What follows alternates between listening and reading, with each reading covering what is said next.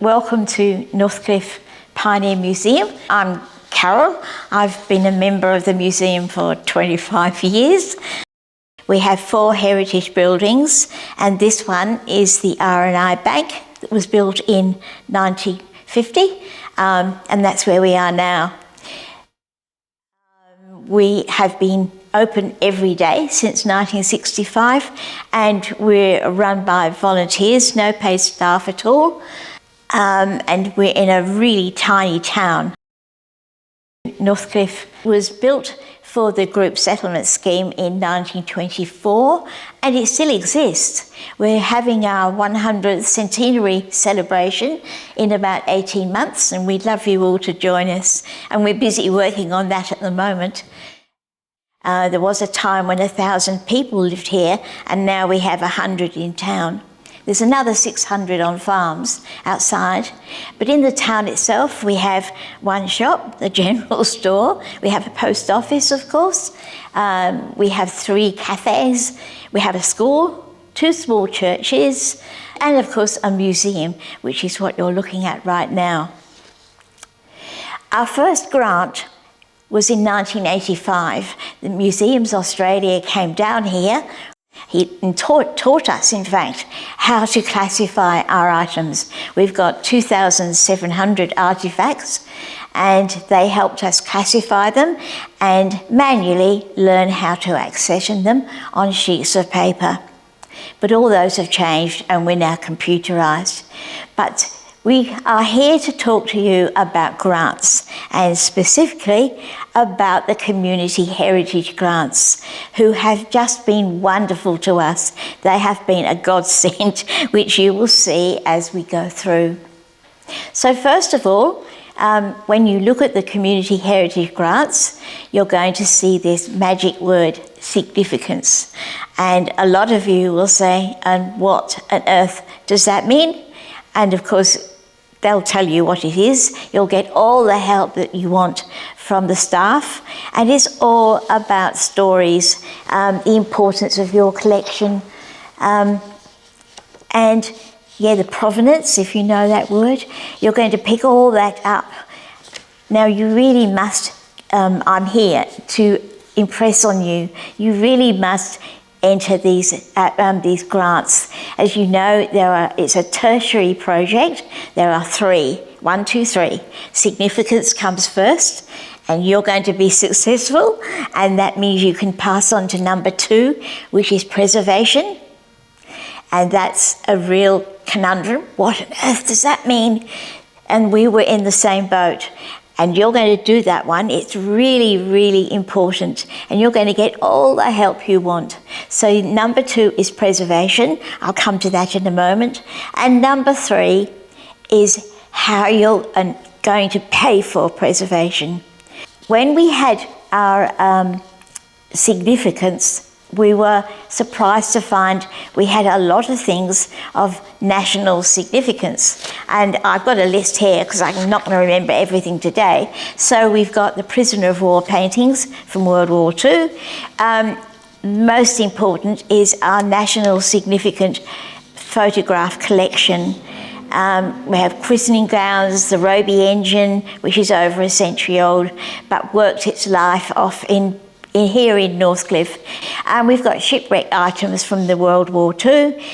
Our documents, which are over 100 years old, are so important. The last lighthouse lens in Northcliffe. And we are just so proud of our museum. We've got 4 buildings, and we're going to get a 5th soon. But we are so proud of it that when our assessor came for our preservation, we opened the door to her, and we were just so excited, and how wrong we were. We had so much to learn. You might be better than us.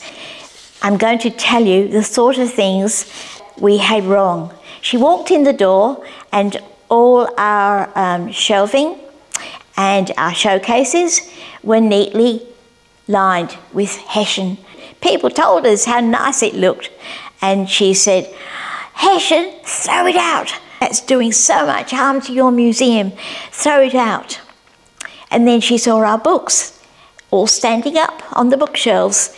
No, they've got to go on pillows, and heritage standard pillows. You've got to get those done. And look at all the light in your rooms. This is no good. You've got to put blinds on all your windows. Your tyres on your machinery, they're on the ground. You've got to pick those up and move them. And the leather, this is a good example. Behind me, you will see all our leather, all our horse paraphernalia, and they're all hung in the wrong way. We've got to do them all again. We've actually started. You won't be able to notice, but some of them we have started to change. She taught us, she was wonderful. Instead of being so negative, she taught us how to overcome all the mistakes we've been making since 1985. It was wonderful. She told us how to do our archive storage properly. She told us how to catalogue and how to digitise it all. She gave us the conservation treatments and the environment, of course. The rooms are all too hot, fluctuating, cold and hot. All that had to change. Picture frames, all of wood, all thrown out. Change it all.